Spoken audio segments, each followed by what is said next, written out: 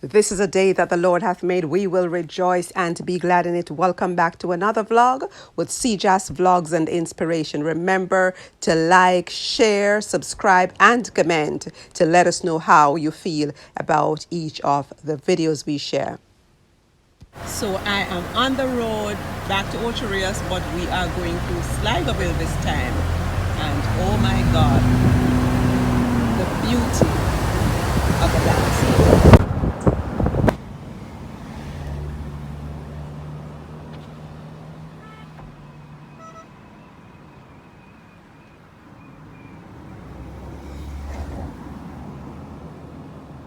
The absolute beauty of the landscape. This is Jamaica, my Jamaica, the land of my birth.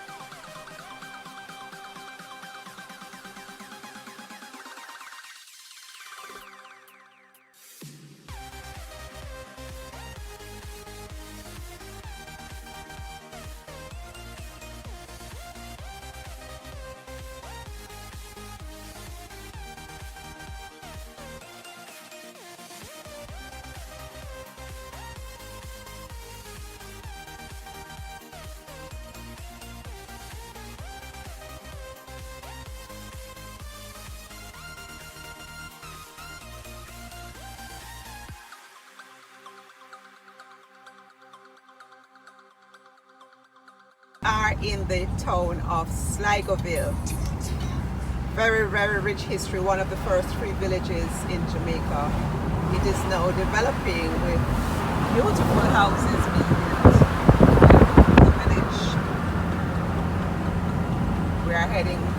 Sligoville to Bogwalk and from Bogwalk to Ocho Rios St. Anne. It's always good to have background information that is factual, and so I'm going to be sharing about Sligoville, Jamaica's first free village from the JIS Jamaica Information Service, which is one of the most credible sources that one can consult to get facts on Jamaica. Sligoville is Jamaica's first free village. It's located about 10 miles north of Spanish Town, St. Catherine. According to one resident, Mr. Crawford, several free villages were set up across the island of Jamaica, which were modelled after Sligoville. These are Sturge Town in St. Anne, Bethel Town in Westmoreland, Mount Carey in St. James, and Islington in St. Mary. Each year there is an Emancipation Vigil that is held at the Civil Heritage Site in Civil St. Anne, the first capital of Jamaica.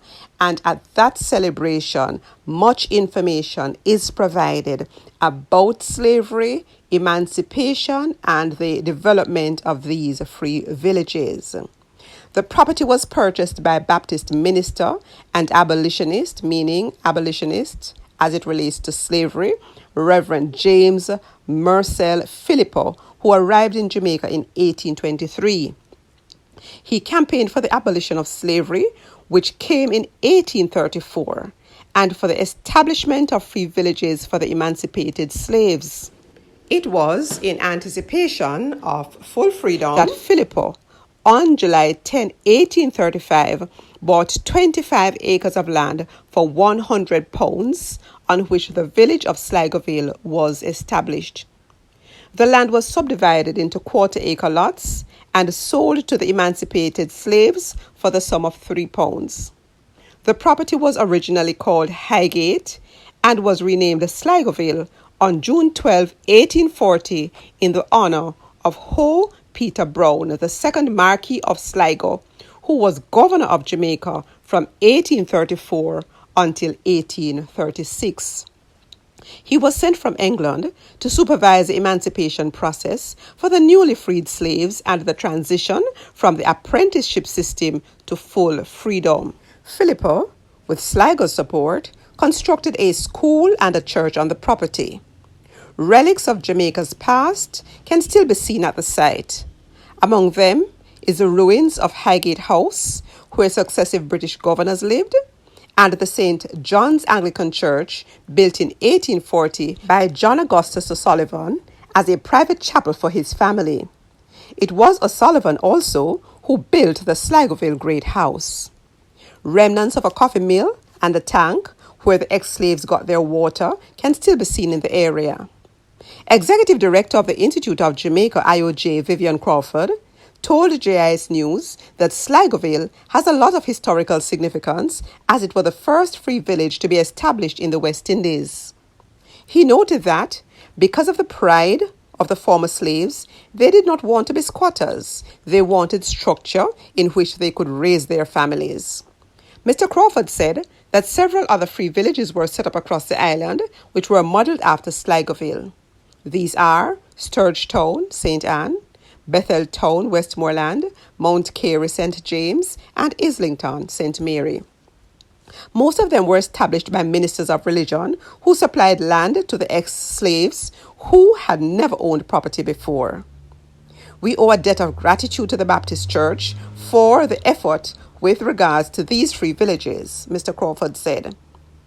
The Institute of Jamaica head, in noting the rich heritage of the area, says Sligoville is the birthplace of the Rastafarian movement, with the first Rastafarian village named the Pinnacle established there in 1940. Meanwhile, residents of Sligoville, many of whom are direct descendants of freed slaves who settled there, are proud of the area's history. They have formed the Sligoville Heritage Foundation Benevolent Society with the goal of preserving the heritage and safeguarding the legacy of the area. Secretary of the Society, Gershom McLaughlin, tells JIS News that the village remains an important part of Jamaica's history. We are trying to promote Sligoville as a heritage site because we were the first free village to be established after the abolition of slavery.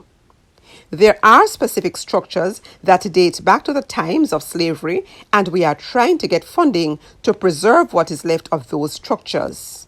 If we don't preserve them, we will have lost a significant part of our history, he notes. The community has organized several fundraising activities, including fish fries and the annual Sligoville Emancipation in collaboration with the Jamaica Cultural Development Commission, the JCDC. Mr. McLaughlin says there are plans to launch a website to promote the heritage and culture of the area. This is Jamaica, the land of my birth. Now I'm going to be sharing additional information with you about Sligoville from an article written by Paul H. Williams, Gleaner writer. Sligoville, Jamaica's first free village established to prepare for emancipation.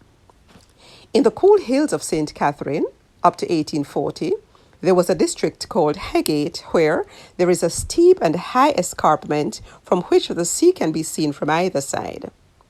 The climate at Highgate was much cooler than that of the lowlands. In 1777, the Jamaican House of Assembly made provision for the building of a summer residence for the governor on the escarpment then known as Government Mountain. The residence was said to be built on the same spot where the 16th century summer palace for Spanish governors was built. In the residence, called Highgate House, successive British governors lived.